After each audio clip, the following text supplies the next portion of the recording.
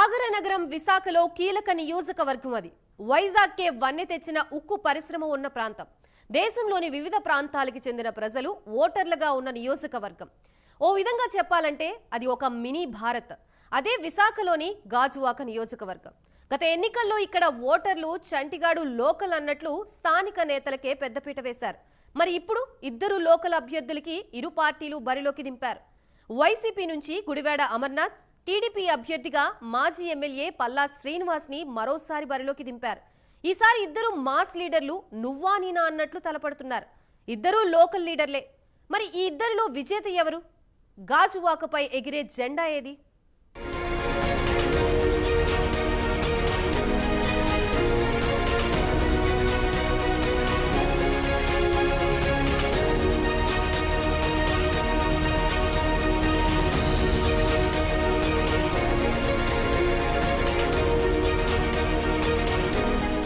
గాజువాకలో హోరాహోరీగా ఫైట్ జరుగుతోంది. ఇప్పటికే 3 సార్లు ఎన్నికలు జరిగాయి. 3 అసెంబ్లీ ఎన్నికలను పరిశీలిస్తే గాజువాక ప్రజలు వినూత్న తీర్పిస్తూ వస్తున్నారు. ఒక్కో ఎన్నికల్లో ఒక్కో పార్టీ అభ్యర్థులు గెలిచారు. ప్రస్తుతం ఇక్కడ మంత్రి గుడివాడ అమర్నాథ్ తొలిసారి గాజువాక నుంచి పోటీ చేస్తున్నారు.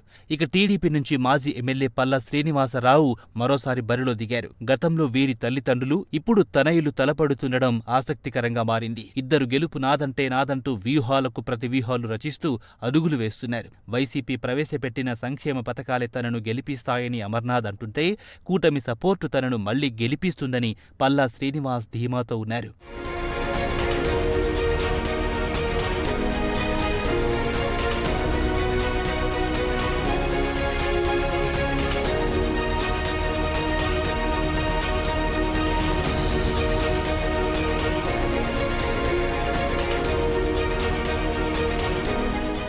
వైసీపీ అభ్యర్థిగా గుడివాడ అమర్నాథ్ పోటీ చేస్తున్నారు. తన తండ్రి గురునాథరావు మరణాంతరం రాజకీయాల్లోకొచ్చిన అమర్నాథ్ టీడీపీ నుంచి తొలుత కార్పొరేటర్గా విజయం సాధించారు.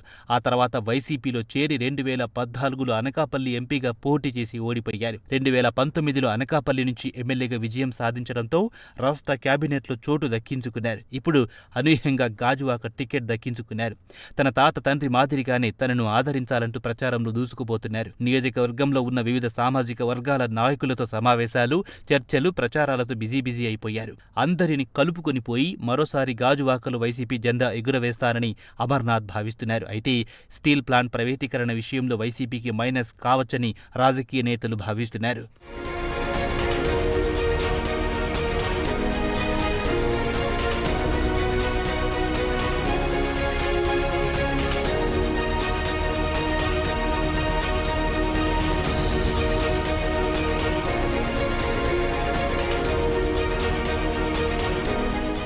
ఇక టీడీపీ అభ్యర్థిగా పోటీ చేస్తున్న పల్లా శ్రీనివాస్ గాజువాక నుంచి 3వ పోటీ చేస్తున్నారు. గత ఎన్నికల్లో ఓటమి తర్వాత జిల్లా పార్టీ అధ్యక్షుడిగా బాధ్యతలు స్వీకరించడమే కాకుండా నియోజకవర్గంపైన స్పష్టమైన ముద్ర వేశారు. సౌమ్యుడిగా, వివాదరహితుడిగా పేరు తెచ్చుకున్న పల్లా శ్రీనివాసరావు ఒకానొక దశలో వైసీపీలో చేరుతారని ప్రచారం జరిగింది.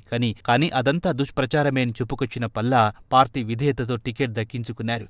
మాస్ లీడర్ ఇమేజ్ సొంతం చేసుకున్న పల్లా ఈసారి గెలుపుపై ఎన్నో ఆశలు పెట్టుకున్నారు.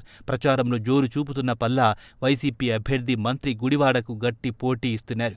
ఇక కూటమి సపోర్టు కూడా ఉండడంతో టీడీపీ గెలుపు ఈజీ అని టీడీపీ నేతలు అంటున్నారు.